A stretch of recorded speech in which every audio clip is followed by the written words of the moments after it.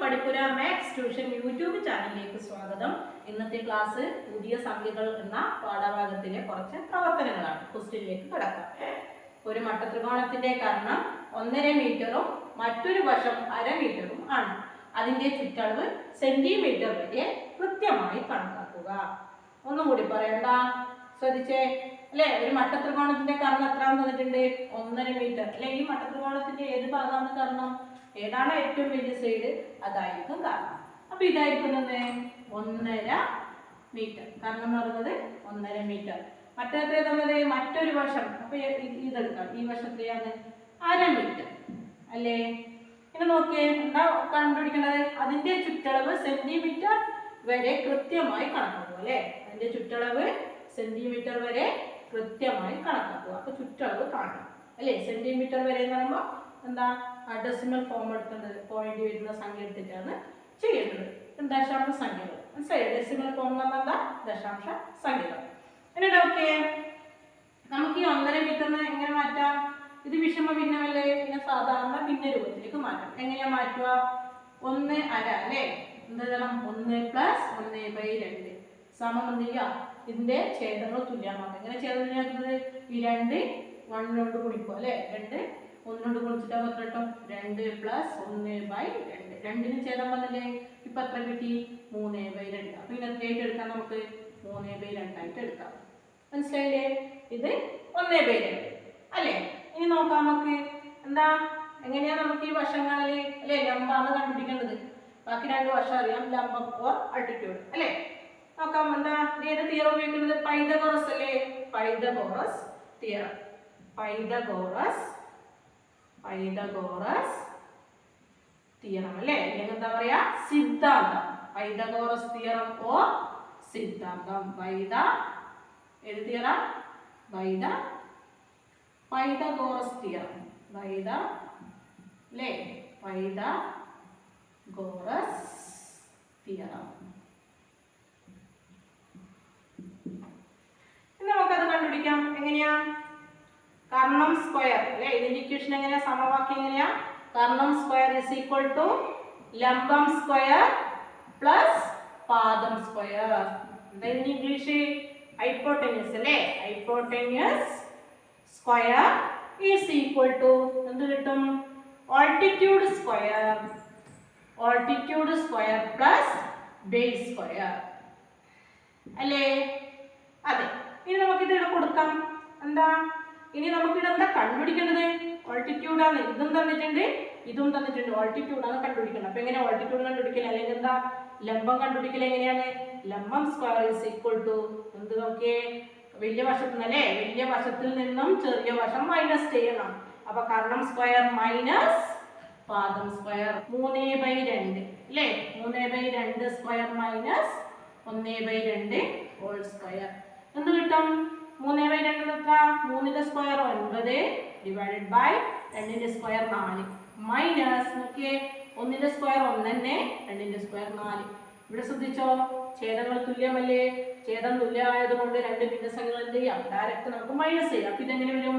9 - 1/4 എത്ര കിട്ടും? 8/4 is equal to 2 metre. ഇതെന്താ? ലംബം സ്ക്വയർ ആണ്.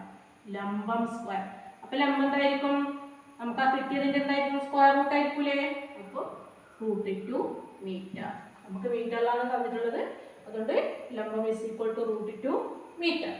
ഇനി എന്താ ചെയ്യാം? ഇത് കിട്ടിയല്ലേ, ഇത് നമ്മൾ കൊടുത്തു √2 മീറ്റർ. എന്താ നമ്മളോട് കണ്ടുപിടിക്കാൻ പറഞ്ഞത്? എന്താ? ചുറ്റളവ് അല്ലേ. ചുറ്റളവ് എത്ര ആവുന്നത് വരെയാണ്? സെന്റിമീറ്റർ ആവുന്നത് വരെ കൃത്യമായി കണക്കാക്കുക. നമ്മൾ ഏതാ തന്നിട്ടുള്ളത്? മീറ്റർ യൂണിറ്റ് ആണ് തന്നിട്ടുള്ളത്. നോക്കാം. നമുക്ക് ഓരോന്നും എഴുതാം. കർണം എന്ന് പറഞ്ഞാൽ നമുക്ക് കിട്ടിയത് 3/2 അല്ലേ. 3/2 ദശാംശ രൂപത്തിൽ എങ്ങനെ എഴുതുക? 3ന്റെ പകുതി എത്രയായിരിക്കും? 1/5 അല്ലേ. സെന്റിമീറ്റർ ആവുന്നത് വരെ എന്നാ പറഞ്ഞത്. അപ്പൊ 1/5 ഫ്രാക്ഷൻ എടുത്താൽ മതി, ദശാംശ രൂപം എടുത്താൽ മതി. പിന്നെയോ കർണം കിട്ടി. പിന്നെയോ അടുത്തേതാ? ലംബം ഓർ ആൾട്ടിറ്റ്യൂഡ് അല്ലേ. ആൾട്ടിറ്റ്യൂഡ് എത്രയാണ്? √2. √2ന്റെ വാല്യൂ നമ്മൾ കണ്ടുപിടിച്ചിട്ടുണ്ട്, പഠിച്ചതാണ് അല്ലേ. അപ്പൊ എത്രയാണ് √2ന്റെ വാല്യൂ? 1.41. അത്രയായിട്ട് എടുക്കാം. 4 എടുക്കാം, 1.41 എടുക്കാം. ഇനിയോ പാദം എത്രയാണ്? പാദം ഈസ് ഈക്വൽ ടു നമുക്കറിയാം 1/2 എത്രയാണ് 0.5 അല്ലേ. ഒന്നിന്റെ പകുതി എത്ര 0.5 അല്ലേ. അതെ. ഇനി നമുക്ക് എന്താണ് കണ്ടുപിടിക്കാം പരപ്പളവ്. പരപ്പളവല്ല, നമുക്ക് ഇനി എന്ത് കണ്ടുപിടിക്കാം ചുറ്റളവ് കണ്ടുപിടിക്കാം. ഇത് മായ്ക്കട്ടെ. ഇനി എന്ത് കണ്ടുപിടിക്കാം നമുക്ക് ചുറ്റളവ് കണ്ടുപിടിക്കാം. ചുറ്റളവ് സമം എന്താണ് അല്ലേ നമുക്കറിയാം ഈ വശവും കൂട്ടിയതാണ് അല്ലേ. ഇപ്പൊ ഈ വശം എ ആണെങ്കിൽ ഇത് ബി ഇത് സി ആയിരിക്കും. അപ്പൊ എങ്ങനെയായിരിക്കും ചുറ്റളവ് വേണ്ടത് a plus b plus c. മനസ്സിലായില്ലേ. ഇനി ആ വാല്യൂസ് നമുക്ക് എന്ത് ചെയ്യാം കൊടുത്തോക്കാം. എത്ര കിട്ടും 1.5 പ്ലസ് പിന്നെയോ 1.41 പ്ലസ് 0.5 അല്ലേ. എങ്ങനെയാണ് ഒരു ദശാംശ സംഖ്യകൾ കൂട്ടുന്നതെന്ന് നോക്കാം. 1.5 പിന്നെയോ പ്ലസ് 1.41 പിന്നെ 0.5 അല്ലേ. ഇവിടെ ശ്രദ്ധിച്ചോ. ഇവിടെ വേണമെങ്കിൽ നിങ്ങൾക്ക് എന്ത് ചേർക്കാം. അവിടെ സ്ഥാനമില്ലാത്തത് കൊണ്ട് 0 ചേർത്ത് കൊടുക്കാം അല്ലേ. 0 + 1 + 0 എത്രയായിരിക്കും 1. 5 4 9 9 5 എത്രയാ 9 5 14 14 4 ഇട്ട് കൊടുത്തു. 1 ശിഷ്ടം 1 2 3 അല്ലേ. 3.41 എത്ര മീറ്റർ 3.41 മീറ്റർ. മനസ്സിലായില്ലേ 3.41 മീറ്റർ. നമ്മൾ എന്തുകൊണ്ടാണ് മീറ്ററിൽ നമുക്ക് തന്നത് മീറ്ററിലാണ്. പക്ഷെ പിന്നെ എന്താ പറഞ്ഞത് ചുറ്റളവ് സെന്റിമീറ്റർ ആവുന്നത് വരെ കൃത്യമായി കണക്കാക്കുക. അതിൻ്റെ അർത്ഥം എന്താ ദശാംശ രൂപത്തിൽ കാണാനാ പറഞ്ഞത്. മനസ്സിലായില്ലേ. നമ്മൾ ഇവിടെ കാരണം എന്തെടുത്തു ഇവിടെ കാരണം ലംബലം എടുക്കുമ്പോൾ നമ്മൾ എന്താ ചെയ്തത് ഫ്രാക്ഷൻസ് എടുത്തിട്ട് അല്ലേ. ഫ്രാക്ഷൻസ് പറഞ്ഞാൽ എന്താ ഫ്രാക്ഷൻ പറഞ്ഞാൽ ഭിന്നസംഖ്യകൾ എടുത്തിട്ട് അത് ചെയ്തത്. ഇവിടെ ചുറ്റളവ് കാണുമ്പോൾ എന്ത് ചെയ്തു ഇതിന്റെ ദശാംശ രൂപം എടുത്തു അല്ലെ ഡെസിമൽ ഫോം എടുത്തിട്ടാണ് ചെയ്തത്. അപ്പോൾ 3.41 മീറ്റർ. മനസ്സിലായില്ലേ. ഇനി നമുക്ക് എന്ത് ചെയ്യാം ഇതിന്റെ അടുത്ത ക്വസ്റ്റ്യനിലേക്ക് കടക്കാം. ഒരു സമഭുജ ത്രികോണത്തിനെ ഒരു മൂലയിലൂടെ മുറിച്ച് 2 സമഭാഗങ്ങളാക്കിയതാണ് ചുവടെ കാണിച്ചിരിക്കുന്നത്. ഇവയിലൊന്നിന്റെ ചുറ്റളവ് എത്ര മീറ്ററാണ് അല്ലേ. ക്വസ്റ്റ്യൻ ആണ്. ഇവയിലൊന്നിന്റെ ചുറ്റളവ് എത്ര മീറ്ററാണ്. കണ്ടോ ഇവിടെ ഒരു സമഭുജ ത്രികോണം 2 സമഭാഗങ്ങളാക്കിയിട്ട് മുറിച്ചിട്ടുണ്ട് അല്ലേ. ഇത് ആദ്യത്തെ ത്രികോണമാണ്, ഇത് രണ്ടാമത്തെ ത്രികോണം. എന്താ സമഭുജ ത്രികോണം എന്ന് പറഞ്ഞാല് എല്ലാ വശങ്ങളും തുല്യമായ ത്രികോണത്തെ എന്ത് പറയുന്നു സമഭുജ ത്രികോണം എന്ന് പറയും. അപ്പൊ നോക്കിയേ ഇതിന്റെ എല്ലാ വശത്തെയാണ് 2 മീറ്റർ ആണ് അല്ലേ. നമ്മളോട് എന്താ കണ്ടുപിടിക്കാൻ പറഞ്ഞാൽ ഇങ്ങനെ മുറിച്ച സമഭുജ ത്രികോണത്തിന്റെ ഒരു ഭാഗം അല്ലേ. ഇതൊരു മട്ടത്രികോണമാണ്. ഇതിന്റെ ഒന്നിന്റെ ചുറ്റളവ് എത്രയാണെന്നാണ് കണ്ടുപിടിക്കാൻ പറ്റും. 2 മട്ടത്രികോണം ഉണ്ട്. ഇതിന്റെ ഒന്നിന്റെ ചുറ്റളവാണ് കാണാൻ പറ്റുന്നത്. അപ്പൊ എങ്ങനെയാ കാണാം. അപ്പൊ ആദ്യം എന്തറിയണം ഈ വർഷം അറിയണ്ടേ. നമുക്കറിയാം വീടിന്റെ വീട്ടിലേക്ക് 2 മീറ്റർ അല്ലേ. പിന്നെ പകുതി എത്രയായിരിക്കും 1 മീറ്റർ അല്ലേ.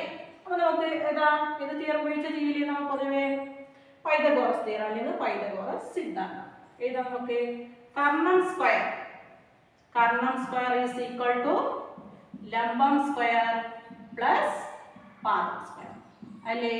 അതെ. ഇതിൽ എന്താ കണ്ടുപിടിക്കേണ്ടത് ലംബം സ്ക്വയർ അല്ലെങ്കിൽ altitude square is equal to എന്താ വലിയ വശത്തിൽ നിന്ന് ചെറിയ വശം കുറച്ചത് അല്ലേ. കർണം സ്ക്വയർ മൈനസ് പാദം സ്ക്വയർ എത്ര കിട്ടും നോക്കിയേ.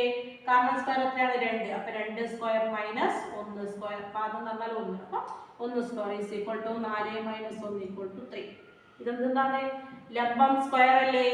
അതെ. അപ്പൊ ലംബം എന്തായിരിക്കും ലംബം സമം ഇതിന്റെ റൂട്ട് അല്ലേ.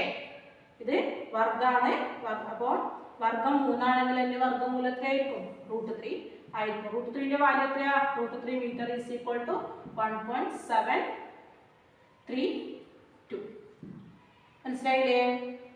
ഇനി നമുക്ക് ഇതിലൂടെ കൊടുക്കാം. ഇതിന്റെ വാല്യൂ കിട്ടിയില്ലേ എത്രയാണ് മുകളിൽ 1.732. ഇനി എന്താണ് കണ്ടുപിടിക്കാൻ പറഞ്ഞത് ചുറ്റളവ് അല്ലേ ഓർ പെരിമീറ്റർ. പെരിമീറ്റർ ഓർ എന്താ ചുറ്റളവ്. പെരിമീറ്റർ ഓർ ചുറ്റളവ് സമം നമുക്കറിയാം. ഇനി എ എന്ന് കൊടുക്കാം, ഈ വശത്തിന് ബി എന്ന് കൊടുക്കാം, ഈ വശത്തിന് സി എന്ന് പേര് കൊടുക്കാം അല്ലേ. അപ്പൊ പെരിമീറ്റർ എന്തായിരിക്കും a plus B plus C അല്ലേ. എ എന്താ കാരണല്ലേ. അപ്പൊ 2 പ്ലസ് ബി എന്ന് പറഞ്ഞാൽ എന്താ പാദം അല്ലേ. ഇതാണ് ബി. അപ്പൊ 1 പ്ലസ് സി എന്ന് പറഞ്ഞാൽ നമുക്ക് കിട്ടിയിട്ടുണ്ട് എത്രയാണ് √3 വാല്യൂ എത്രയാ 1.732 അല്ലേ. ഇനി നോക്കിയേ 2 1 3 3 1 4 കിട്ടും? 4.732. സോറി, 4.732 അല്ലേ? 2 + 1 3, 3 + 1 4. 0.732 ഇല്ലേ? അതങ്ങനെ കേട്ടോ, 4.732. ഇനി നമുക്ക് എന്ത് കിട്ടി? ചുറ്റളവ് കിട്ടി അല്ലേ? ഇനി അടുത്തെന്താ? ഇനിയൊരു ക്വസ്റ്റ്യൻ കൂടി ഇതിലുണ്ട്, ബി ക്വസ്റ്റ്യൻ. അപ്പോൾ ബി ക്വസ്റ്റ്യനിലേക്ക് കടക്കാം. എന്താ ക്വസ്റ്റ്യൻ? മുഴുവൻ ത്രികോണത്തെക്കാൾ ചുറ്റളവ് എത്ര കുറഞ്ഞു അല്ലേ? മുഴുവൻ ത്രികോണം എന്ന് പറയുമ്പോൾ എന്താ? ഇത് മൊത്തം എ ബി സി എത്ര കുറഞ്ഞു എന്ന് പറയാൻ എന്ത് ചെയ്താൽ മതി? നമുക്കിപ്പോൾ ഫസ്റ്റ് ത്രികോണത്തിന്റെ അല്ലെങ്കിൽ ഫസ്റ്റ് മട്ട ത്രികോണത്തിൽ നിന്ന് കണ്ടുപിടിച്ചു ചുറ്റളവ് കണ്ടുപിടിച്ചു. അപ്പോൾ വലിയ ത്രികോണത്തിന്റെ ചുറ്റളവിൽ നിന്ന് ചെറിയ ത്രികോണത്തിന്റെ ചുറ്റളവ് കുറച്ചാൽ എത്ര കുറഞ്ഞു നമുക്ക് കിട്ടും. ചെയ്ത് നോക്കാം. ത്രികോണം എ ബി സി അല്ലേ? എന്താ ചുറ്റളവ്? ചുറ്റളവ് ഓർ പെരിമീറ്റർ, ചുറ്റളവ് or perimeter is equal to എന്താ? Okay, A plus B plus C അല്ലേ? ഈ മൊത്തം വശത്തിന് ഞാൻ എ എടുത്തു, ഇവിടെ ബി എടുത്തു, ഇവിടെ സി എടുത്തു. അപ്പോൾ എന്ത് കിട്ടും നോക്കിയേ? 2 + 2 + 2 എത്രയാണ്? 6 മീറ്റർ അല്ലേ? അതെ, നമുക്കറിയാം ചെറിയ ത്രികോണത്തിന്റെ എത്ര ചുറ്റളവ് എത്ര കിട്ടിയത് നമുക്ക്? നേരത്തെ 4.732 അല്ലേ? അതെ, അപ്പോൾ വ്യത്യാസം കണ്ടുപിടിച്ചാൽ മതി. വ്യത്യാസം ഈസ് ഈക്വൽ ടു ഏതാ? 6 - 4.732 ഈസ് ഈക്വൽ ടു കുറച്ചൊക്കെ 6 അല്ലേ? എത്ര പോയിന്റ് എത്ര വാല്യൂ ഉണ്ട്? 1 2 3. അപ്പോൾ എന്ത് ചെയ്താൽ 3 0 ചേർത്ത് കൊടുത്താൽ 6.00 4.732. എന്നതിനെ ഇങ്ങനെ 0 ചേർത്ത് കൊടുക്കുന്നത് നമുക്ക് എളുപ്പത്തിൽ ചെയ്യാൻ വേണ്ടിയിട്ട്. ഓക്കെ, 0-ന് 2 കുറക്കാൻ പറ്റില്ലല്ലോ. അപ്പോൾ ഇടത്തേക്ക് കണ്ടെടുത്ത് ഇത് 10 ആയി. അപ്പോൾ ഇടത്തേക്ക് കണ്ടെടുത്ത് അല്ലേ? അപ്പോൾ ഇത് 9 ആവും. 10 ഇടത്തേക്ക് കണ്ടെടുക്കുമ്പോൾ ഇത് 10 ആവും. ഇനി 10 ഇടത്തേക്ക് കണ്ടെടുക്കുമ്പോൾ ഇത് 9 ആവും, ഇത് 10 ആവും. 10-ന് 2 പോയാൽ എത്ര? 8. 9-ന് 3 പോയാലോ എത്രയാ? 6. 9-ന് 7 പോയാൽ 2 പോയിന്റ്. പിന്നീട് 1 കണ്ടെടുത്തില്ലേ? അപ്പോൾ ബാക്കി എത്രയേ ഉള്ളൂ? 5 എഴുതും. 5-ന് 4 പോയാൽ 1. അപ്പോൾ എത്രയാണ് ഉത്തരം? എത്ര കുറഞ്ഞു? 1.268 മീറ്റർ കുറഞ്ഞു. മനസ്സിലായില്ലേ? എന്താ? മുഴുവൻ ത്രികോണത്തെക്കാളും ചുറ്റളവ് എത്ര കുറഞ്ഞു എന്നാണ് ക്വസ്റ്റ്യൻ. അപ്പോൾ എത്ര കുറഞ്ഞു?